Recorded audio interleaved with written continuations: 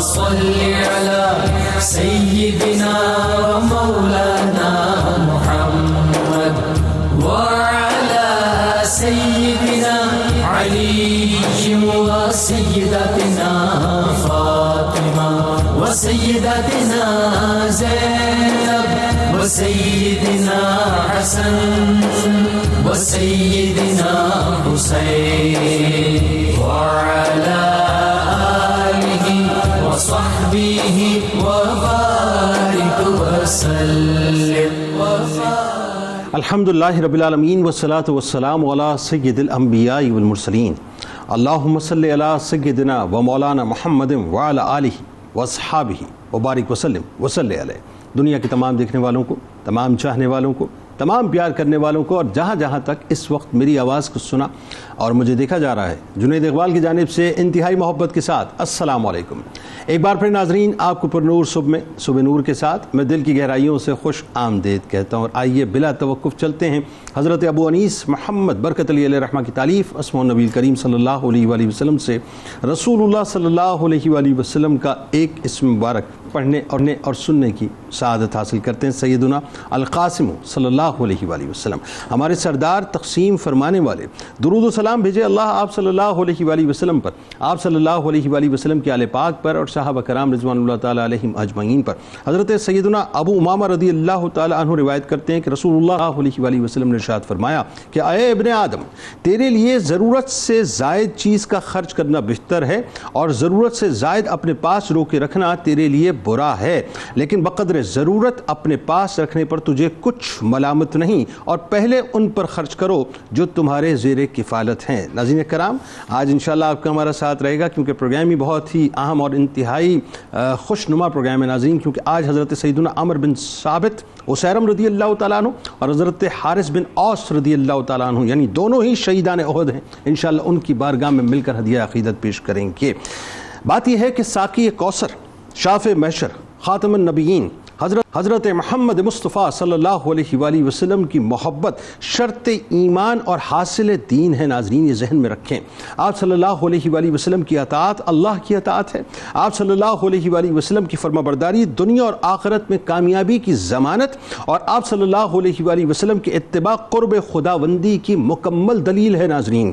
نبی کریم صلی اللہ علیہ وآلہ وسلم سے وابستگی سعادت ازلی اور خوش بختی کی علامت، اور نبی کریم صلی اللہ علیہ وآلہ وسلم کی پیروی رضائے الہی کا ذریعہ ہے۔ غرض سرکار دو عالم صلی اللہ علیہ وآلہ وسلم کی محبت مومن کا وہ گوہر مقصود ہے جس کے بغیر تکمیل ایمان ممکن ہی نہیں، صاحب ممکن ہی نہیں ہے، یعنی آؤٹ آف کوشچن بات ہے کہ سرکار مدینہ صلی اللہ علیہ وآلہ وسلم کے بغیر ہمیں کچھ مل جائے۔ جو کچھ ملا ہے انہی کے صدقے ملا ہے، انہی کے صدقے ملے گا۔ ناظرین، نبی کریم صلی اللہ علیہ وآلہ وسلم سے محبت، عقیدت، ادب و احترام کا رشتہ وہ ابدی رشتہ ہے جو ایسا لافانی اور لازوال ہے کہ گردش زمانہ جس کی حرارت کو، یا یوں کہیے کہ جس کی شدت اور حدت کو کبھی نہ کم کر سکی ہے نہ کبھی کم کر سکے گی۔ شمع رسالت کے پروانے ناظرین آج بھی اپنے نبی مکرم صلی اللہ علیہ وآلہ وسلم کی عزت و ناموس پر اپنی جانیں قربان کرنے کے لیے بےتاب نظر آتے ہیں، کیونکہ اسلامی تاریخ کے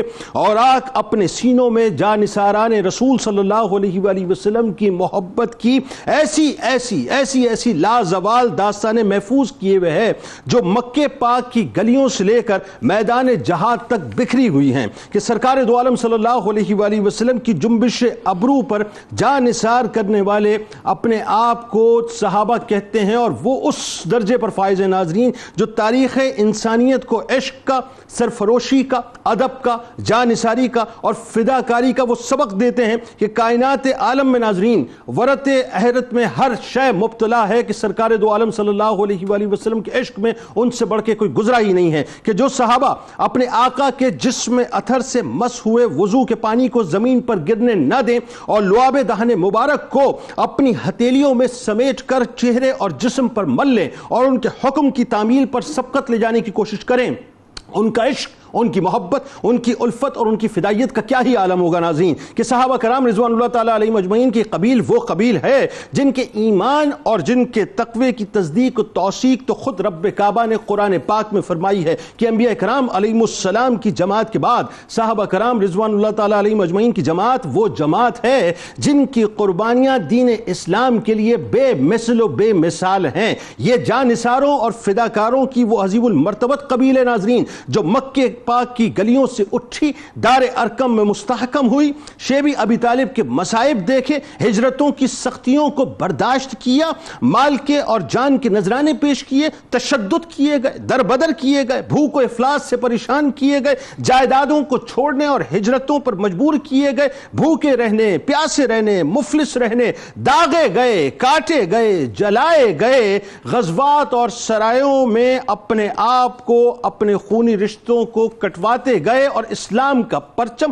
اور سرکار دو عالم صلی اللہ علیہ وآلہ وسلم کی ناموس پر اپنے آپ کو لٹا دے گئے۔ صحابہ کرام رضوان اللہ تعالیٰ علیہ مجمعین کی اکثریت ناظرین انہی مشکل ترین اور شدید ترین حالات میں حق کو اختیار کیا کہ مال مال نہ رہا، جان جان نہ رہی، رشتے ناتے نہ رہے، جس نے جو کچھ بھی کیا صرف عشق مصطفیٰ صلی اللہ علیہ وآلہ وسلم میں کیا اور جس سے جو بن پڑا سرکار مدینہ صلی اللہ علیہ وآلہ وسلم کی بارگاہ میں پیش کر دیا۔ یعنی ایک وہ تھے ناظرین جنہوں نے حضرت موسیٰ علیہ السلام کو یہ کہا تھا کہ آپ اور آپ کا رب جا کر لڑیں، اور ایک یہ ہیں جو سرور دو عالم صلی اللہ علیہ وآلہ وسلم پر اپنا سب کچھ قربان کرنے کو تیار تھے۔ ناظرین کرام، قربانیوں اور فداکاریوں کا یہی تسلسل غزوہ احد بھی ہے، اور قربانیوں کے اسی تسلسل کا گواہ میدان احد بھی ہے، جہاں صحابہ کرام رضوان اللہ تعالیٰ علیہ مجمعین نے قربانیوں کی، فداکاریوں کی، جانثاریوں کی اور شہادتوں کی وہ داستانیں رقم کی جو آج بھی اوراق تاریخ پر جگمگا رہی ہیں اور رہتی دنیا تک اسلام کے ماتھے کا جھومر رہیں گی کہ حسن یوسف پہ کٹی مصر میں انگشت زنا، سر کٹاتے ہیں تیرے نام پہ مردان عرب۔ لہذا ناظرین، آج شہیدان احد میں دو انتہائی بلند پایا ہستیوں کی بارگاہ میں ہدیہ عقیدت پیش کرتے ہیں جن کے عشق کی داستان بھی انتہائی عجیب ہے۔ جن میں سے ایک وہ ہستی ہیں جن کا پورا گھرانہ میدان احد میں سرکار مدینہ صلی اللہ علیہ وآلہ وسلم پر فدا ہو گیا اور خود پوری عمر کی مشقت کو چند لمحوں میں سمو کر جنت پا گئے، کہ جن کے بارے میں سیدنا ابو ہریرہ رضی اللہ تعالیٰ عنہ اپنے شاگردوں سے پوچھا کرتے تھے کہ ایک ایسے شخص کے متعلق بتاؤ جس نے اپنی پوری زندگی میں ایک بھی نماز ادا نہیں کی لیکن سیدھا جنت میں گیا۔ جب شاگرد اپنے فہم و سمجھ کے مطابق کوئی تسلی بخش جواب نہ دے پاتے تو آپ ارشاد فرماتے وہ خوش نصیب، وہ سعادت مند سیدنا اسیرم رضی اللہ تعالیٰ عنہ ہیں، جنہیں دنیا انتہائی ادب کے ساتھ عمر بن ثابت اسیرم رضی اللہ تعالیٰ عنہ کے نام سے یاد کرتی ہے، جو بھانجے ہیں رازدان رسول صلی اللہ علیہ وآلہ وسلم یعنی حضرت حذیفہ بن یمان رضی اللہ تعالیٰ عنہ کے۔ سیدنا عمر بن ثابت اسیرم رضی اللہ تعالیٰ عنہ وہ صحابی ہیں ناظرین جنہوں نے ایک نماز بھی ادا نہیں کی، بس میدان احد میں ہی ایمان لائے اور میدان احد میں جان کائنات پر نچھاور کر کے جنت کے اعلیٰ مقام پہ پہنچے۔ اور دوسرے وہ صحابی ہیں جن کے بخت پر زمین و آسمان نازاں ہیں، جو اس جماعت کا حصہ ہیں جس نے گستاخ رسول کعب بن اشرف کو واصل جہنم کیا، بلکہ یوں کہیے جو اس جماعت میں چنے گئے جو محافظان ناموس رسالت کی جماعت ہے۔ اور پھر آپ بھی میدان احد میں عشق محمد کا جام پی کر شہادت کا تاج پہن کر اپنے سر اقدس پر ایسے اس شہادت کے تاج کو سجاتے اور کہتے ہوئے سجاتے ہیں کہ زکوٰۃ اچھی، حج اچھا، روزہ اچھا، نماز اچھی، مگر باوجود اس کے میں مسلمان ہو نہیں سکتا، نہ جب تک سن لے تمام لوگ جو اف اگر مگر بٹ میں لگے ہوئے ہیں، نہ جب تک کٹ مروں میں خواجہ بطحا کی عزت پر، خدا شاہد ہے کامل میرا ایمان ہو نہیں سکتا۔ پہلے یہ بتائیے، وفاؤں کے یہ بڑے عجیب سلسلے ہیں، اور خاص طور پہ جب انصاریوں کی ہم بات کرتے ہیں اور انصار میں بھی قبیلہ اوس کی ہم جب بات کرتے ہیں اور اس کی شاخ بنو عبد الاشہل کی بات کرتے ہیں، ان کا داخل اسلام ہونا، پھر اسلام کے لیے جس طرح سے قربانی حدیث قبیلے نے آغاز کی۔ بسم اللہ الرحمن الرحیم۔ سب سے پہلے تو آپ کو مبارکباد کہ ماشاءاللہ بہت ہی اچھا آپ نے تعارف کروایا، جزاک اللہ جی۔ اور دوسری بات یہ ہے کہ دیکھیں اسلام کا ڈیفائننگ موومنٹ کیا ہے۔ 13 سال کی حضور اکرم صلی اللہ تعالیٰ علیہ وسلم کی دعوت، اور پھر آپ کو ہجرت کرنے پر مجبور بھی کیا گیا اور اللہ رب العزت کی حکمت بھی ہوگی. لیکن کنہوں نے آپ کو ہوسٹ کیا؟ وہ تھے انصاری. اور انصار میں بنیادی طور پر دو بڑے قبائل تھے، اوس اور خزرج. اور اگر تاریخ پر اگر آپ نگاہ دوڑائیں تو تاریخ میں ہمیں نظر آتا ہے کہ حضور اکرم صلی اللہ تعالیٰ علیہ وسلم کے ہاتھوں پر بیعت کرنے سے پہلے یہ دونوں قبیلے لڑا کرتے تھے. یہودیوں سے ان کی لڑائیاں ہوا کرتی تھیں. اور پھر جب یہ موقع ملا تو اوس اور خزرج دونوں نے بیعت عقبہ اولا، بیعت عقبہ ثانی کے مواقع پر حضور پرنور حضرت محمد مصطفیٰ صلی اللہ تعالیٰ علیہ وسلم کے ہاتھ پر بیعت فرمائی. اچھا، اب یہ جو یعنی 11واں اور 12واں سال ہے اعلان نبوت کا. ٹھیک ہے. یہ جو 11واں اور 12واں سال ہے، بالخصوص اگر آپ 12واں سال دیکھیں جو بعض تاریخ دانوں کے نزدیک بیعت عقبہ ثانیہ ہے، بعض کے نزدیک بیعت عقبہ اولا. وہاں پر اوس کے دو سردار جن کا نام ہے اوین بن مساعدہ اور ابو الحسن مالک بن اتیحان، ان دونوں نے اسلام قبول کیا حضور اکرم صلی اللہ تعالیٰ علیہ وسلم کے ہاتھوں پر. اور پھر یہ یاد رکھیے کہ جب بیعت کی گئی تو اس وقت انہی کے سردار ابو الحسن نے یہ کہا کہ ہم حضور اکرم صلی اللہ تعالیٰ علیہ وسلم کے ہاتھوں پر بیعت کر رہے ہیں بالکل ویسے ہی جیسا کہ حضرت موسیٰ علیہ السلام کی تعلیمات ہیں. اچھا، پھر جب یعنی کہ جب بیعت عقبہ ثانیہ کے موقع پر حضرت مصعب بن عمیر رضی اللہ تعالیٰ عنہ اسی دعوت کو آگے بڑھانے کے لیے مدینۃ المنورہ تشریف لے گئے اور یہ منتخب کیے گئے سرکار دو عالم حضور اکرم صلی اللہ تعالیٰ علیہ وسلم کی طرف سے. اور پھر وہاں پر جو بنی عبد الاشل ہے جو کہ اوس کا ایک مشہور قبیلہ ہے، اس کے دو سردار سعد بن معاذ رضی اللہ تعالیٰ عنہ، آپ کا نام کافی شہرت یافتہ بھی ہے اور بڑے آپ کے کارنامے ہیں. اور پھر دوسرے تھے حضرت اسید بن حدیر رضی اللہ تعالیٰ عنہما. اب حضرت مصعب بن عمیر رضی اللہ تعالیٰ عنہ جب یہ دعوت کی سرگرمیاں دے رہے تھے تو شروع میں ریزسٹنس تھی سعد بن معاذ رضی اللہ تعالیٰ عنہ اور حضرت اسید کی طرف سے، اور وہ یہ تھی کہ آپ ہمارے نوجوانوں کو گمراہ کر رہے ہیں. اب آپ یہ دیکھیے کہ آج کے لیے ہمیں یہ بات سمجھنی چاہیے کہ دعوت کا انداز کیا ہونا چاہیے. جب دعوت دینے کا موقع آیا تو آپ ان کے علاقے میں، ان کے باغ میں تشریف لے کر گئے. حضرت سعد سب سے پہلے گئے حضرت اسید بن حدیر رضی اللہ تعالیٰ، اور پھر سعد بن معاذ رضی اللہ تعالیٰ عنہ نے ان سے یہ کہا کہ آپ جائیں، نوجوانوں کو گمراہ کر رہے ہیں اور اگر یہ گمراہ کریں گے تو ہمارا پورا قبیلہ گمراہ ہو جائے گا. جیسے ہی حضرت مصعب بن عمیر رضی اللہ تعالیٰ عنہ کے پاس گئے اور آپ نے کہا کہ بھئی آپ ہمارے لوگوں کو گمراہ کرنے آ گئے، حضرت مصعب بن عمیر رضی اللہ تعالیٰ عنہ نے نہایت شفقت، محبت، حکمت کے انداز میں فرمایا کہ آپ کو ہم اپنی بات پیش کریں گے، اگر پسند آ جائے تو قبول کر لیجئے گا، اگر پسند نہ آ جائے تو انکار کر دیجئے گا. یہ ہے وہ بہترین انداز جس کے انداز کے اندر اسلام کی دعوت پھیلی. جیسے ہی باتیں بنیادی قرآن کریم کی آیات پیش کی گئیں، بتایا گیا کہ اسلام کی حکمت کیا ہے. اسید بن حدیر رضی اللہ تعالیٰ عنہ نے بغیر کسی سوال کے پوچھا کہ داخل کیسے ہونا ہے. چنانچہ اسلام میں داخل ہوئے، واپس حضرت سعد بن معاذ کی طرف گئے، حضرت سعد بن معاذ بھی وہاں پہ تشریف لے کر آئے، پھر گفتگو ہوئی، پھر اسلام قبول کیا. حضرت سعد بن معاذ رضی اللہ تعالیٰ عنہ واپس اپنے قبیلے کے پاس گئے، عبد الاشل کے پاس آیا، جی اپنے پورے قبیلے کے پاس گئے اور کہا کہ میں نے اسلام قبول کر لیا ہے، اب میں تم سے اس وقت تک خوش نہیں ہوں گا جب تک کہ تم اسلام کو قبول نہیں کرو گے. چنانچہ راویوں نے، تذکرہ نگاروں نے اور مورخین نے یہ لکھا کہ پھر کوئی شخص باقی نہ بچا جس نے اسلام کے سامنے زانوئے تلمس طے نہ کیا. یعنی اس سے مراد یہ بھی ہوئی کہ سعد بن معاذ رضی اللہ تعالیٰ عنہ انتہائی انفلوئنشل بھی تھے. انفلوئنشل تھے، ایگزیکٹلی انفلوئنشل. پھر اس کے بعد پھر جب دائرہ اسلام میں داخل ہوئے جنید بھائی،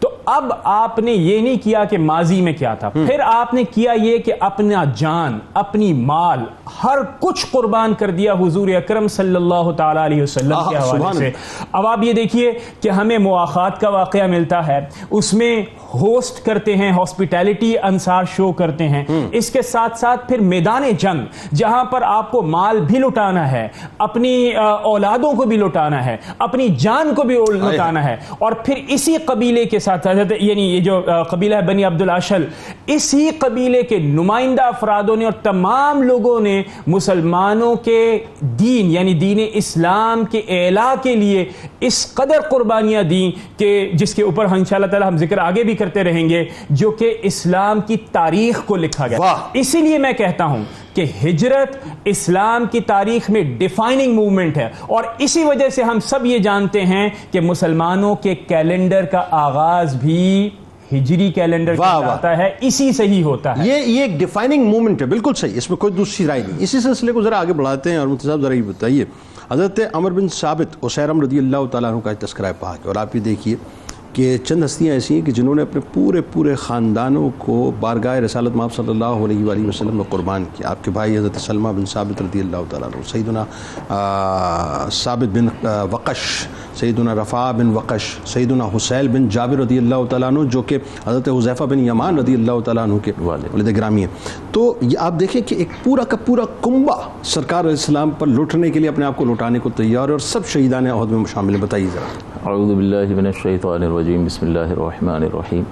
لیکن نبی کریم صلی اللہ علیہ وسلم نے جس دین کی بنیاد رکھی اور اپنے عظیم کردار کے ذریعے سے جس دعوت کو پھیلایا، آپ نے خود بھی دعوت عام فرمائی اور آپ نے بہترین افراد تیار فرمائے، اور ان افراد کو تیار کر کے عرب کے اکناف میں اور اطراف میں پھیلایا، اور انہوں نے اس فریضے کو سر انجام دیا۔ جیسا کہ صدیق اکبر رضی اللہ تعالیٰ عنہ کے بارے میں مشہور ہے کہ بڑے جلیل القدر صحابہ، حتیٰ کہ حضرت عثمان بن عفان رضی اللہ تعالیٰ عنہ اور حضرت عبد الرحمن بن عوف بھی آپ کی دعوت پر ایمان لائے، اور یہ قطعی جنتی اصحاب میں سے ہیں جن نبی کریم نے دنیا میں جنت کی بشارت دی۔ اسی طرح سے رحمت دو عالم صلی اللہ علیہ وسلم نے حضرت عمر کے لیے یہ دعا فرمائی کہ یا اللہ عمر بن خطاب کے ذریعے سے اسلام کو تقویت عطا فرما۔ اس کا مطلب یہ ہے کہ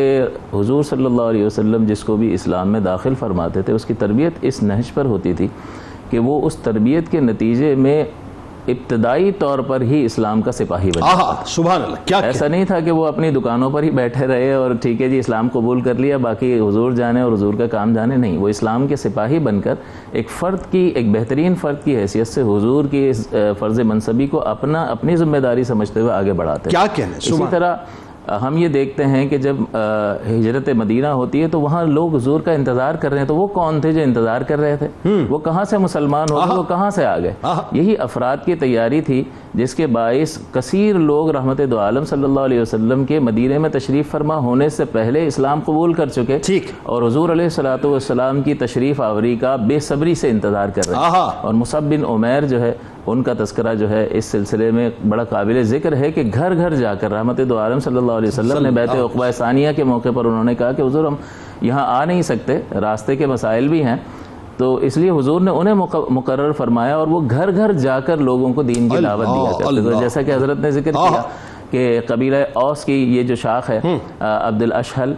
انہوں نے اسلام انہی کی دعوت پر قبول کیا، اور پھر سعد بن معاذ کی دعوت پر پورا کا پورا قبیلہ جو ہے وہ اسلام کو قبول کرتا ہے۔ اب یہ جو آپ نے تعارف کی بات کی تو اس میں عمر بن ثابت جو ہے اسیرم رضی اللہ تعالیٰ عنہ، اور ان کے بھائی ہیں حضرت سلمہ بن ثابت رضی اللہ تعالیٰ عنہ، ان کے والد ہیں ثابت بن وقش، اور ان کے چچا ہیں رفاع بن وقش، اور ان کے نانا ہیں حضرت حسیل بن جابر، جن کو ہم حضرت یمان کے نام سے جانتے ہیں، جو حضرت حذیفہ رضی اللہ تعالیٰ عنہ جو رازدار رسول صلی اللہ علیہ وسلم ان کے والد گرامی ہیں، یہ ان کے نانا ہوتے ہیں۔ تو اب ان کا جو شجرہ نسب ذکر کیا گیا ہے، عمر بن ثابت بن وقش بن زغبہ بن زعرا بن عبد الاشہل الاوسی الانصاری الاشہلی، تو یہ اوسی قبیلے سے تعلق ہیں اور انصاری حضرات ہیں، مدینے کے رہنے والے ہیں، اور انہوں نے غزوہ احد کے موقع پر بہت زبردست نبی کریم صلی اللہ علیہ وسلم پر جان نثاری کا ثبوت پیش فرمایا، اور آپ کے بھائی سلمہ بن ثابت رضی اللہ تعالیٰ عنہ نے بھی، جو کہ غزوہ بدر میں بھی شریک ہوئے، اچھا جی بدری صحابی، بالکل بدری صحابی ہیں، وہ اوائل میں ایمان لے آئے، اور میرا خیال ہے اگر میں غلط ہوں السابقون الاولون میں بھی شامل ہیں، جی ان کے بھائی حضرت سلمہ بن ثابت رضی اللہ تعالیٰ، جی جی جی۔ تو اب یہ ان کے بھائی جو حضرت اسیرم ہیں، یہ تو بعد میں ایمان لائے، بالکل غزوہ احد کے دن ہی ایمان قبول کیا اور بعد میں واقع شہادت ہے، لیکن ان کے بھائی جو ہے وہ بدر میں بھی شریک ہوئے اور احد میں آپ نے 28 برس کی عمر میں جام شہادت نوش فرمایا۔ اور اس کے بعد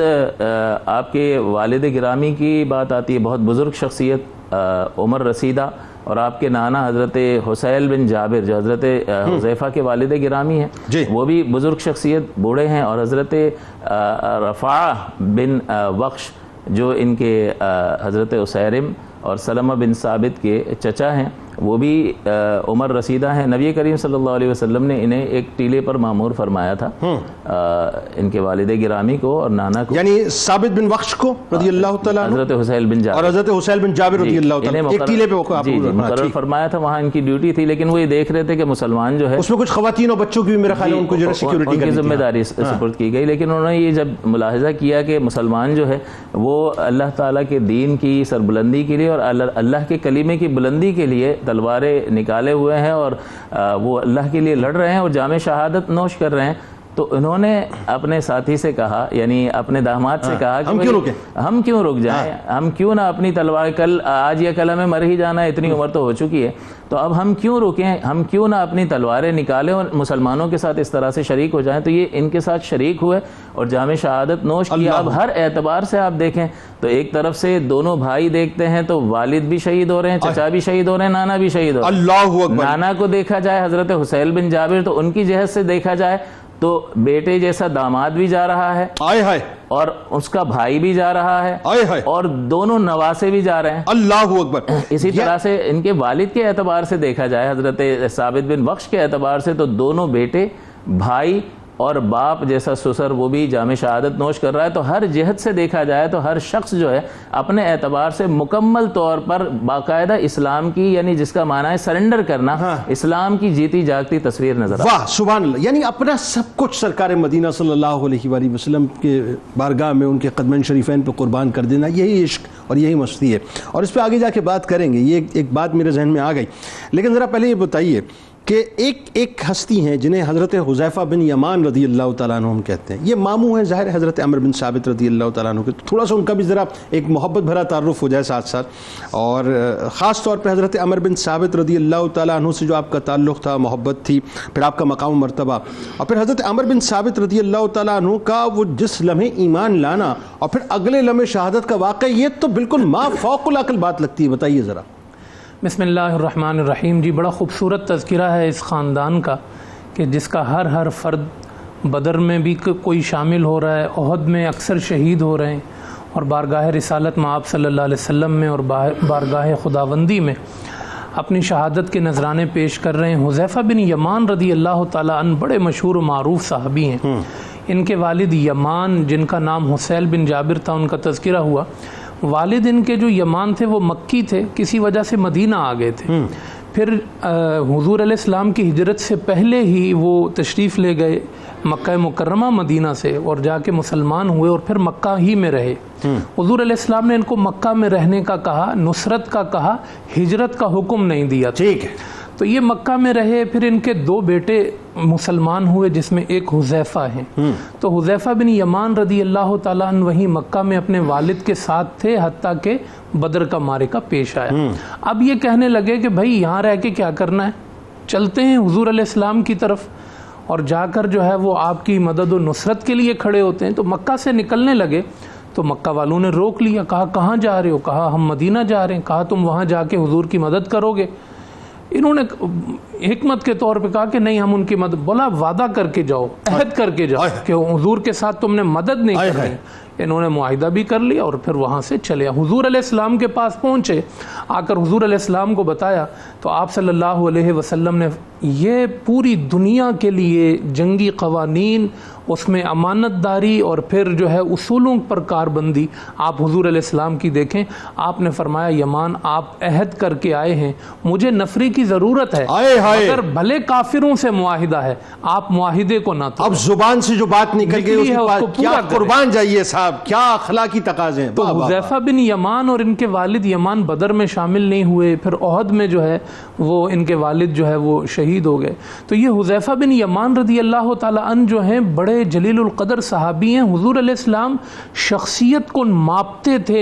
تھے کہ کس صلاحیت کا مالک ہے. ان کو جب ناپا ہے اور جب پرکھا ہے حضور علیہ السلام نے نا، تو نہایت ذہین تھے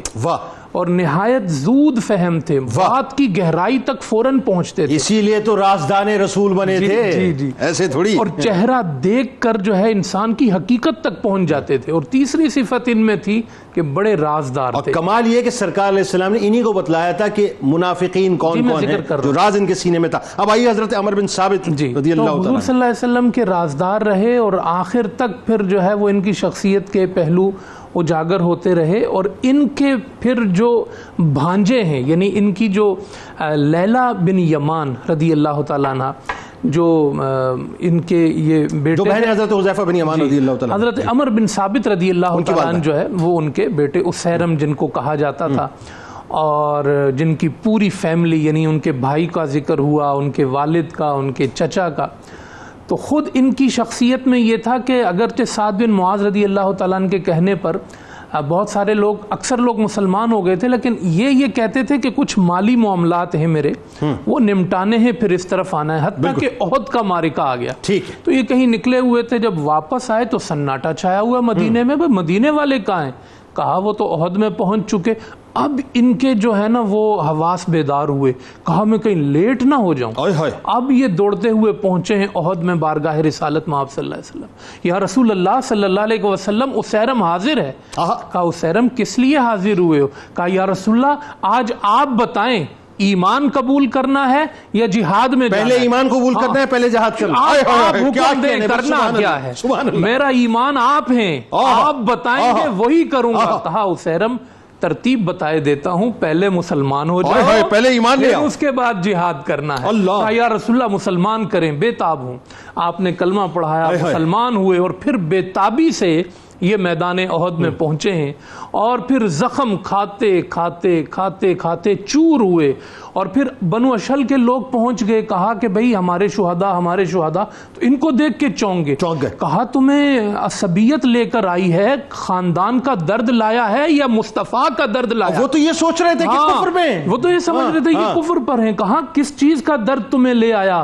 کہا آج کوئی عصبیت نہیں، آج کوئی خاندان نہیں، آج کوئی قومیت نہیں، آج اسیرم مصطفیٰ کی غلامی میں آیا. اور میرے اس رشتے نے مجھے تم سے اب جوڑ دیا ہے. اب مجھے اور رشتوں سے نہ دیکھو، مجھے مصطفیٰ کی غلامی کے رشتے سے دیکھو. حضور علیہ السلام تشریف لائے. کہا میں اس کی گواہی دیتا ہوں، میرا یہ وہ صحابی ہے عمل قلیل اجر کثیر. عمل بہت تھوڑا ہے لیکن میں محمد گواہی دیتا ہوں یہ قطعی جنتیوں میں سے. آپ صلی اللہ علیہ وسلم نے ان کے جنتی ہونے کی بشارت دی. نہ کوئی نماز ہے، نہ کوئی روزہ ہے، نہ کوئی عمل ہے، بس ایک لمحہ آیا تھا مصطفیٰ میرا ایمان آپ ہیں، حکم کریں کرنا کیا ہے. ایک لمحے احد نے اسیرم کو جنت کے بعد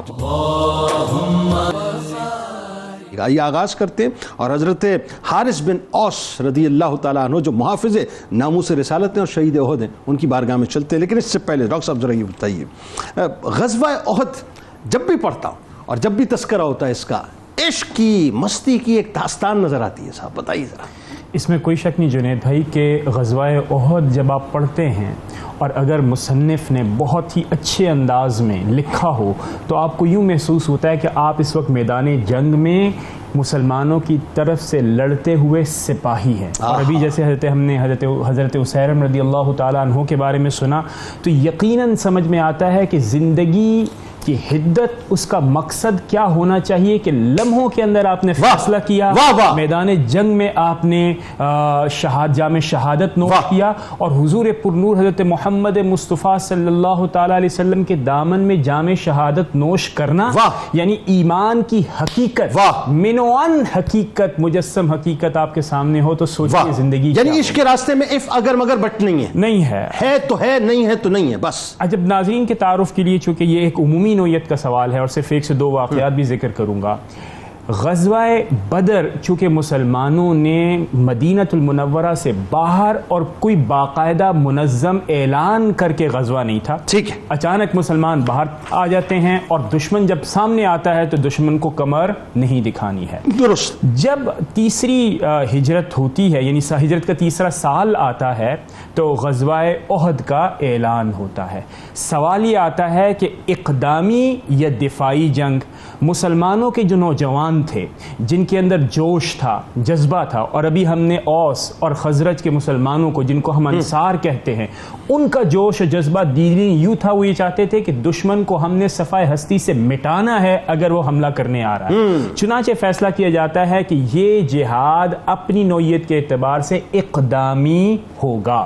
اب اس میں دیکھیے کہ سب سے پہلا کہ مسلمانوں کے اندر جوش بھرا ہوا ہے، اور بالخصوص نوجوان مسلمانوں کو لیڈ کرتے ہیں، اور حضور پرنور حضرت محمد مصطفیٰ صلی اللہ تعالی علیہ وسلم آپ کے ساتھ کھڑے، یعنی نوجوانوں کے ساتھ. تو قائدین کا پہلا اصول یہ آیا کہ نوجوانوں کے جذبوں کو ہمیں کیا کرنا چاہیے؟ چینلائز کرنا چاہیے پراپر ڈائریکشن کے اندر. میدان جنگ میں مسلمان آ جاتے ہیں. ٹھیک ہے. حضور اکرم صلی اللہ تعالی علیہ وسلم بالخصوص خود مجسم آپ کہاں پر موجود ہیں؟ آپ موجود ہیں میدان جنگ کے اندر، قلب جنگ کے اندر. اور پھر جب دشمن حملہ کرتا ہے، پہلے تو تیر اور نیزوں کے ساتھ، جو کہ دو بدو لڑائی کی صورت نہیں تھی، پھر تلواروں والا جب معاملہ آتا ہے تو پھر جب یعنی کہ وہ جو دو بدو لڑائیوں کا آغاز ہوتا ہے اور حضور اکرم صلی اللہ تعالی علیہ وسلم کو اس واقعے کے اندر گھیر لیا جاتا ہے، تو حضور اکرم صلی اللہ تعالی علیہ وسلم فرماتے ہیں، اب آپ غور کیجئے، حضور اکرم صلی اللہ تعالی علیہ وسلم فرماتے ہیں کون ہے جو جنت میں میرا رفیق بننا چاہتا ہے؟ اس نعرے کے جواب کے اندر حضرت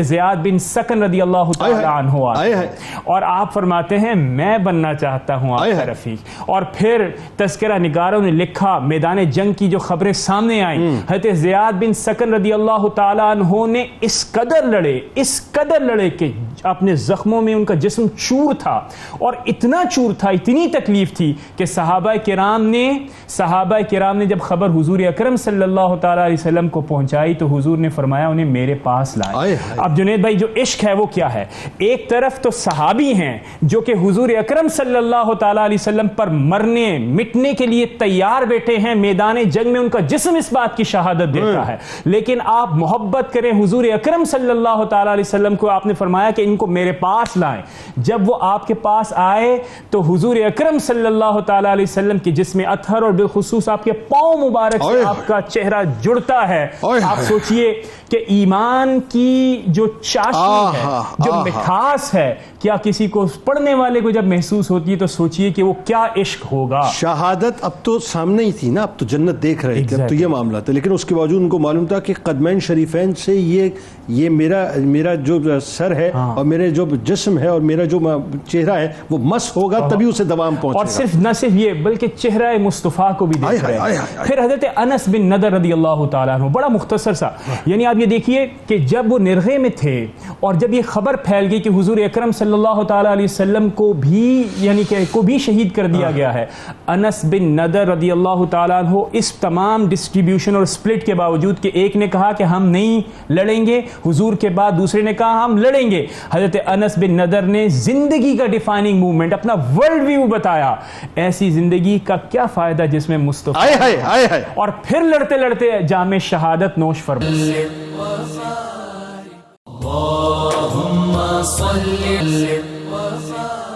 کتاب الشفا، حصول ملازمت کا عمل آپ کو بتلاتے ہیں. نماز عشاء کے بعد 2 رکعت نفل ادا کریں، 11 بار درود ابراہیمی، اور اس کے بعد 41 بار سورہ فاتحہ پڑھیں اور دعا مانگیں. اس طرح یہ عمل 7 دن تک جاری رکھیں، انشاءاللہ اللہ تعالیٰ کرم کرے گا. حضرت سیدنا ابو بکر صدیق رضی اللہ تعالیٰ عنہ کا کمال قول مبارک ہے کہ دنیا کو آخرت پر ترجیح نہ دینا ورنہ دونوں جہانوں میں خسارہ ہوگا. ہو شہیدان احد کے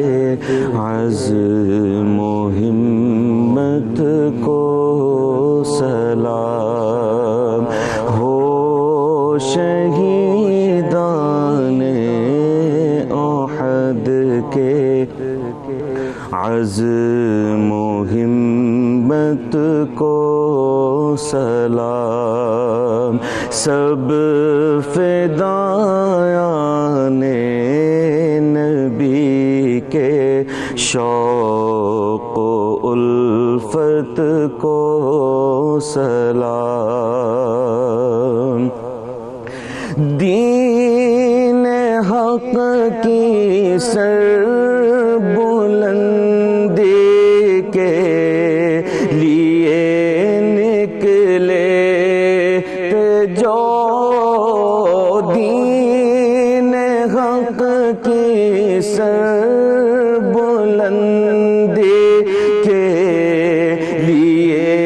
نکلے تھے جو، عاشقوں کو رہبان راہ جنت کو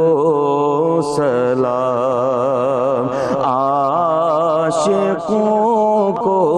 رہبان راہ جنت کو سلام، ہو گئے قربان جو آقا کے قدوم ناز پر، ہو گئے قربان جو آقا کے قدوم ناز پر، حشر تک ہو ان کے استقبال و جرت کو سلام، حشر تک ہو ان کے استقبال و جرت کو سلام، جن پہ ساجد رب نے ڈالی عفو و رحمت کی بدا، جن پہ ساجد رب نے ڈالی عفو و رحمت کی بدا، سب احد کے حاضری کی شان و عظمت کو سلام، سب احد کے حاضری کی شان و عظمت کو سلام، ہو شہیدان احد کے عزم و ہمت کو سلام، سب فدایان نبی کے شوق و الفت کو سلام، على آله وصحبه وبارك وسلم.